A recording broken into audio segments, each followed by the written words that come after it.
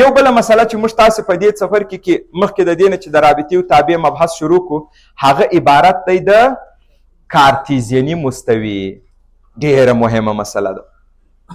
اول تاسې په دې باندې ځانونه پوه کړئ مستوي موږ تاسې څه ته وایو؟ اواره سطحه یا په بل عبارت دوه بوده ولري.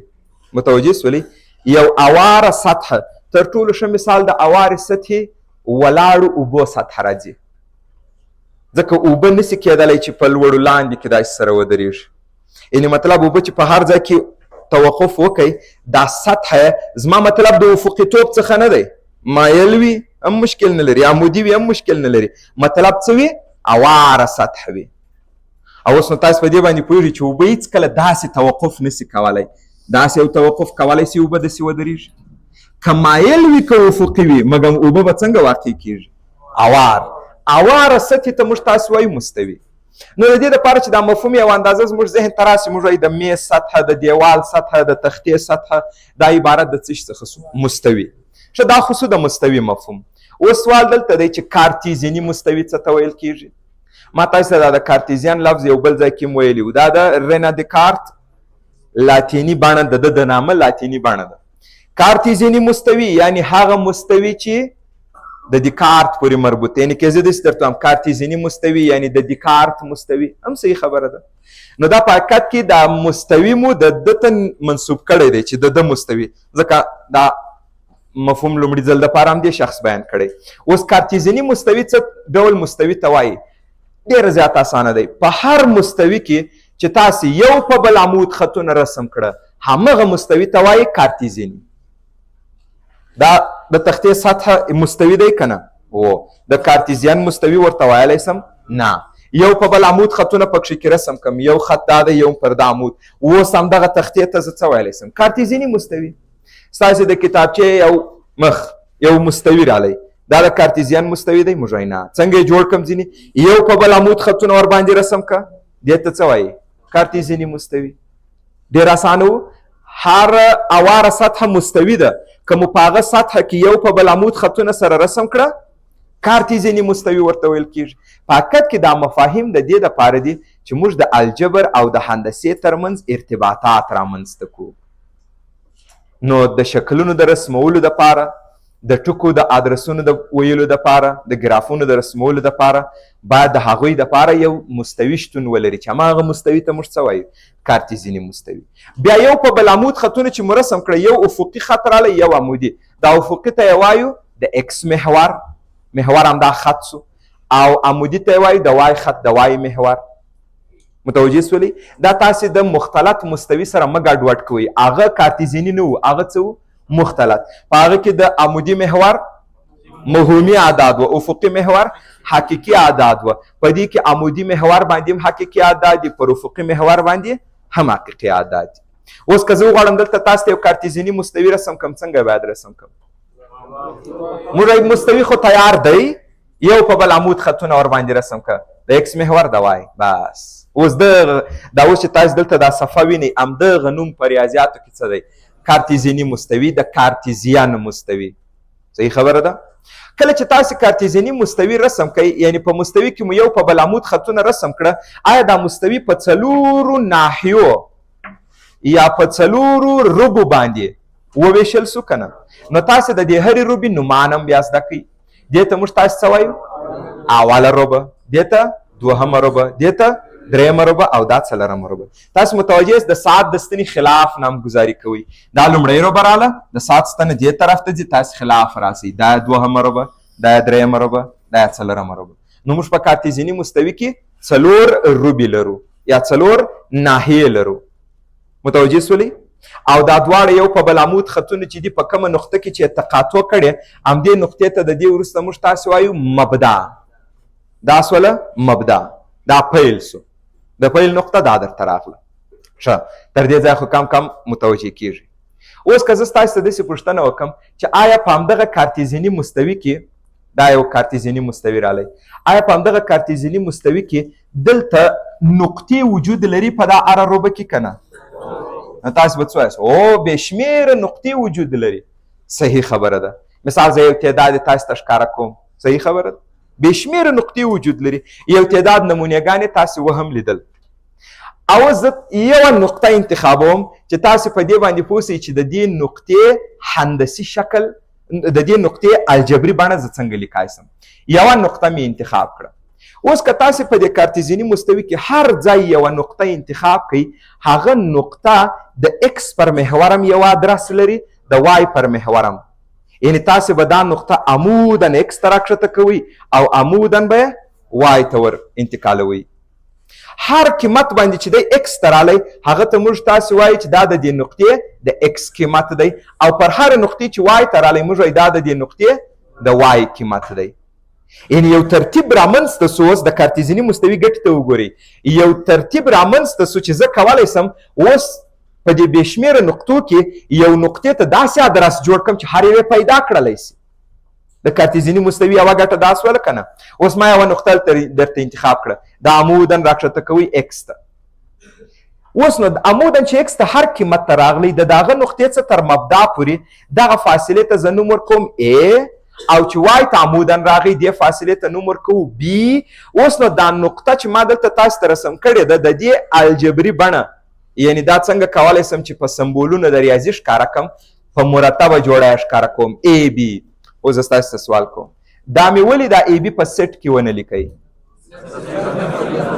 ځکه دلته ماته مهم دی چې ته وایه کم یو اکس دی کم یو وای دی.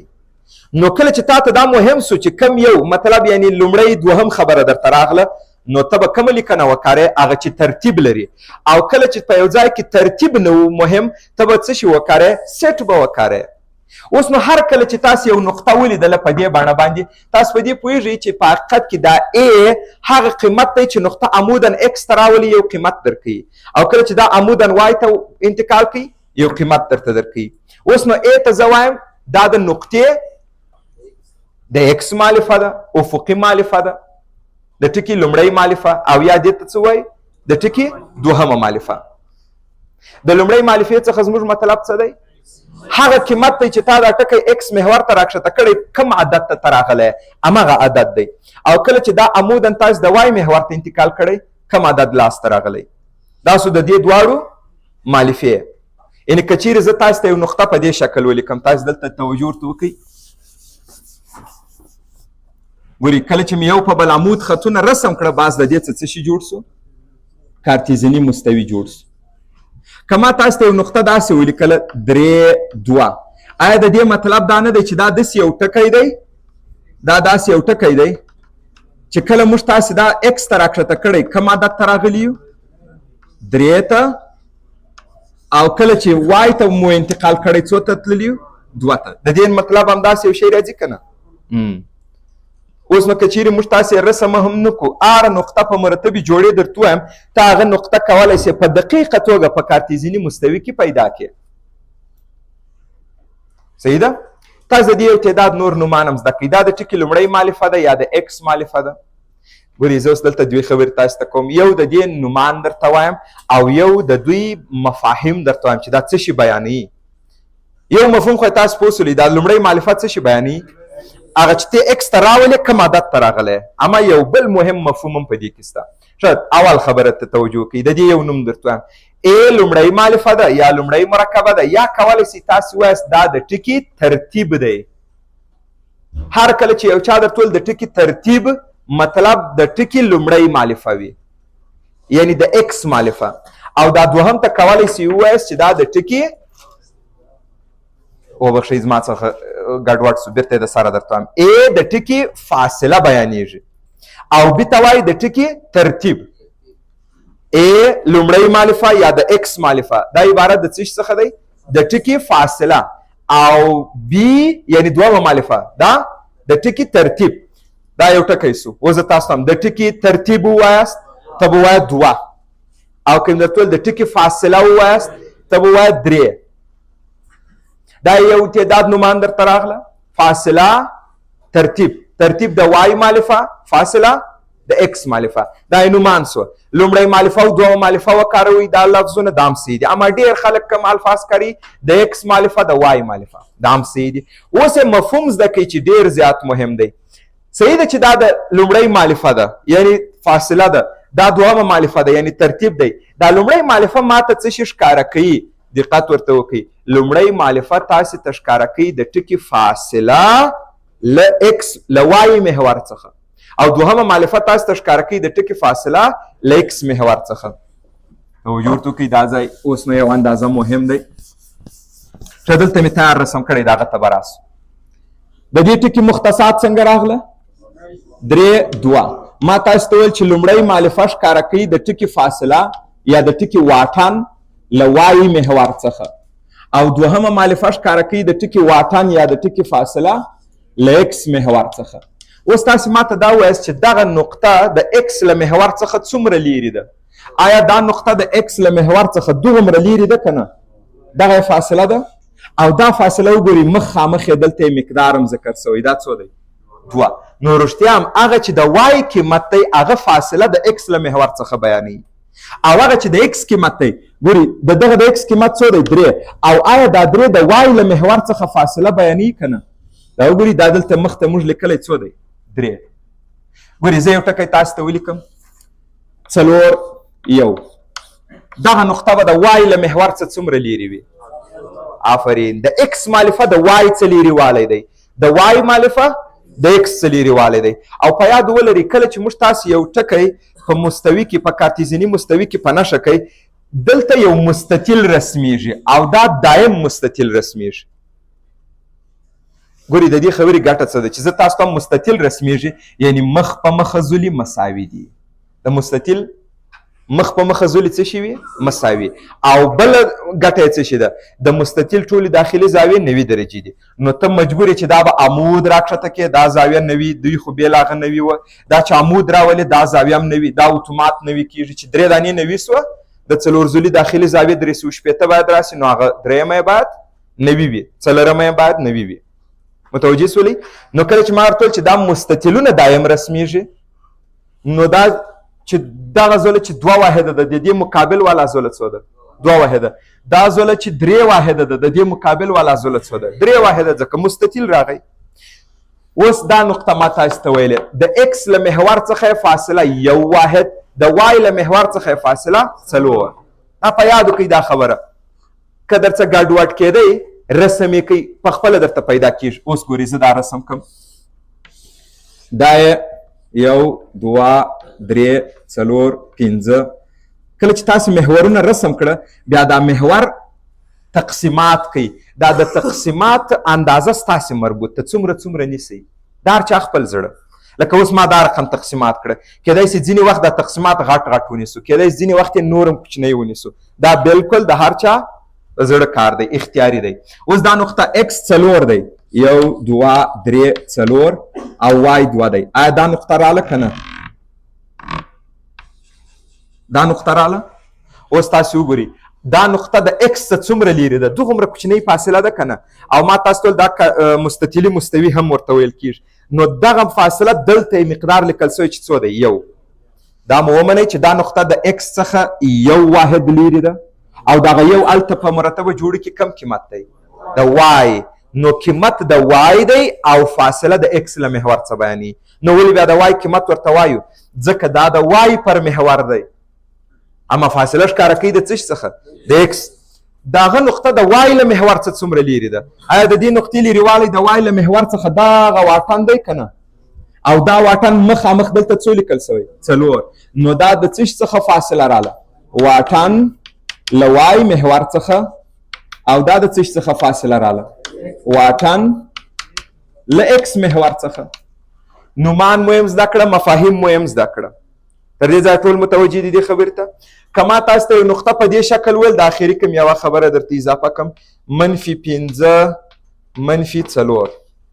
اوس تاسو ما ته وایاست چې د دغې نقطې فاصله د اکس له محور څخه د وای مالفه د اکس له محور څخه، اما یوه خبره اضافه کوو که چیرې دا مالفې منفي راغلې بیا فاصله یا واټن څوک منفي نه وایي، د هغه عدد به یاد کړې خو د ده مطلقه به ورته یاد کړې. دې خبرې ته متوجه سولئ؟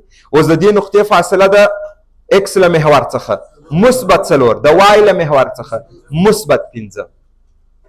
اوس نو کله چې تاسې مفهوم زده کوئ، اوس ګورئ یو خبره څومره په اسانۍ زموږ ذهن ته راځي، دې ته دقت وکړئ. 3 د دې واټن د اکس له محور څخه موږ تاسو وایي د اکس له محور څخه د وای قیمت واټن بیانوي د اکس له محور څخه فاصله 0 دا فاصله 0 د ریاضي په حساب موږ وویل د هندسي د لحاظه فاصله 0 یو پر بل واقع معنا لري که نه نو که د دې نقطې فاصله د اکس له محور څخه 0 ده دا نقطه باید د اکس پر محور واقع وي او دغسې موږ نه زده کوو چې کله د وای مالفه 0 وي هغه نقطه پر اکس ده او کله چې د اکس مالفه 0 وي هغه نقطه پر وای ده اوس د دې مفاهیم زموږ ذهن ته راغله ځکه د وای مالفه د اکس څخه فاصله ده نو که د اکس څخه فاصله 0 سو یعنی که وای 0 سو دا باید پر اکس واقع سي د اکس مالفه د وای څخه واټن دی نو که د اکس مالفه 0 سو د وای څخه واټن 0 دی نو نقطه باید واقع سي پر وای باندې ټول متوجه کیږي دې خبرو ته ښه راځو ادامې ته تاسو توجه وکړئ دا اوس څنګه مستوي ده د دې نوم راته ووایاست کارتیزیني مستوي کې یو په بل عمود خطونه دي که نه هغه یو په بل عمود خطونو ته وایو محورات یو ته وایو افقي محور بل ته څه وایو عمودي محور او دوی خپل ترمنځ زاویه 90 درجې ده دوی یو بل سره قطع کړي دي د تقاطع نقطه هم مبدا ده دا لومړی ربع ده دا دوهمه ربع ده دا درېیمه ربع ده دا څلورمه ربع ده ما مخکې تاسو ته وویله چې په دې کې توجه کوئ ما مخکې تاسو ته ویل چې په دې کې د اکس پر محور هم حقیقي اعداد دي د وای پر محور هم نو دا په یادو کوئ چې د اکس پر محور هم حقیقي دي د وای پر محور هم حقیقي اعداد مثبت هم لري منفي هم لري دغه اعداد څنګه دي په یادو ولري دا اعداد وګورئ یعنی د اکس محور شی طرف والا مثبت او پورته طرف والا مثبت دا هم په ذهن کې پاته کیږي چپ طرف او لاندې طرف منفي ګوري چپ طرف هم منفي رالی لاندې طرف هم منفي رالی دا عادات چې ما تاسو ته لیکلي دي یوازې ما پوره عادات لیکلي تاسو په دې پوهېږئ چې ټول حقیقي عادات دلته دي مثال جذر 2 دلته سته جذر 2 تر یو لوی دی تر 2 کوچنی دا د یو 2 منځ کې دلته یو ځای دی 0.5 سته او د 0.1 منځ کې دلته یو ځای دی متوجه سولې جذر 5 سته او جذر 5 2.2 څو دی نو تر 2 لوی دی تر 3 کوچنی دی دا د 2 3 منځ کې یعنی هغه عدد هم سته خو موږ فعلا ښکاره کړي دي یوازې پوره نو تاسو د پر محوراتو باندې چې عدد لیکئ په یاد ولرئ شی لوری او پورته لوری مثبت چپ لوری او لاندې لوری منفي دا عدد په دې ترتیب راغلي یعنی پر عمودي محور له مبدا څخه پورته طرف مثبت عددونه دي لاندې طرف منفي پر افقي محور له مبدا څخه شی طرف ته مثبت عددونه دي او چپ طرف ته منفي عددونه دي دا چې مزده کوي اوس د دې څخه یو ډیره مهمه خبره لاسته راځي زه یو نقطه تاسو ته په لومړۍ روبه کې انتخابوم دا یو نقطه ما انتخاب کړه اوس تاسو ټول زده کړئ چې کله یو نقطه انتخاب کړو د هغه اکس وای څنګه پیدا کوئ عمودن اکس ته راوله اکس دې پیدا کوي عمودن یې وای ته وروله وای دې پیدا کوي بیا چې په مرتبه جوړه لیکې اکس اول ولیکه وای دوهم که یو چا ولې په مرتبه جوړه لیکې واته دا زما د خبرې ترتیب ته وګوره اکس اول ولیکه وای دوهم یعنی ترتیب تا ته مهم سو اول و دوهم نو په ریاضي کې زه هغه لیکنه کاروم چې په هغه کې ترتیب مهم وي په سټ کې نه لیکم صحیح ده اوس نو زه د دې اکس چې پیدا کړم یو عدد رالی که نه 15 دی هر څو دی نه دی مهم زه ستاسو ته دومره پوښتنه کوم د دغې ټکي د اکس مالفه مثبت عدد دی که منفي ما خو اوس دا نقطه دلته انتخاب کړې که تاسو دلته انتخاب کړئ اکس مثبت دلته انتخاب کړئ اکس مثبت چار ځای انتخاب کړئ وایه څه شی راغلی دی یو مثبت عدد نو د دې څخه دا پایله په یاد ولري ټول هغه ټکي چې په لومړۍ روبه کې دي دواړې مالفې مثبت راغلي دي او دا واقعا مهمه مسله دا ډېر وخت زموږ تاسو په کار راځي هغه ټکي چې په لومړۍ روبه کې دي د هغوی د اکس مالفه هم مثبت ده د وای مالفه هم مثبت ده اوس نو عین کار کوو په دومه روبه کې یو نقطه په نظر کې ونیول د اکس وای مالفې څنګه پیدا کوو عمودن اکس ته راسه د اکس مالفه عمودن وای ته ولاړ څه د وای مالفه اوس چې زه د اکس مالفه پیدا کوم که دلته راسي که دلته راسي چار ځای راځي یعنی نقطه چار ځای وي ته پر یو منفي عدد برابرېږي که نه او د وای مالفه بیا پر یو مثبت او د اکس مالفه خو اول لیکو د وای د دوم نو ټول هغه ټکي چې په دوهمه روبه کې دي اکس منفي راځي او وای مثبت مالته یوازې علامې لیکلي دي یعنی منفي عدد راځي مثبت عدد راځي اوس نو تاسې د دغه دوه په زده کولو سره په درېیم روبه کې چې څومره نقطې دي د هغه وړاندوینه څنګه کوئ زه هم چې هره نقطه انتخاب کړم اکس منفي راځي وای منفي ځکه هره نقطه چې ته په درېیمه ربع کې انتخاب کې اکس یې چپ طرف ته راځي وای لاندې اکس چپ وای لاندې دواړه منفیان دي که نه دا مې یو نقطه انتخاب کړه اکس یې څنګه رالی منفي وای یې څه شي رالی منفي نو منفي منفي هره نقطه چې یو چا تاسو ته درکړه بې له دې چې رسم کوي د هغه د مؤلفو علامو ته په کتلو سره تاسو د هغه د ربع موقعیت ویلی شئ اوس نو څلورمه ربع څنګه دی یو نقطه مې انتخاب کړه اکس مثبت عدد وای منفي عدد نو دا څنګه راځي مثبت منفي دا هغه کسانو چې دا لومړی ځل وي هغه دې یو اندازه تمرین بیا پر دې باندې وکړي لومړی ربع کې د نقطې دواړې مالفې مثبت دي په دوهمه ربع کې اکس منفي دی وای مثبت په درېیمه کې دواړه منفي په څلورمه ربع کې کله چې زما یېرېږي بیا ځان ته رسموم مثال اوس ما څلورمه ربع کې څه خبره چې رسم یې کوي ځان ته یو نقطه انتخابوم وم اکس یې دا خو یو مثبت عدد شو ځکه ښی طرف دی وای دا خو یو منفي عدد شو ځکه لاندې دی نو اکس مثبت وای منفي څلورمه ربع صحیح خبره ده زه بیا پلا تکرار کړم دواړه مثبت اوله ربع لومړی مثبت دوم منفي دوهمه ربع تاسو وویل په داسې حال کې او تاسو فکر وکړئ چې نوبت دی ما لومړی مثبت دوم منفي دا کومه ربع راله لومړی منفي دوم مثبت کومه ربع ده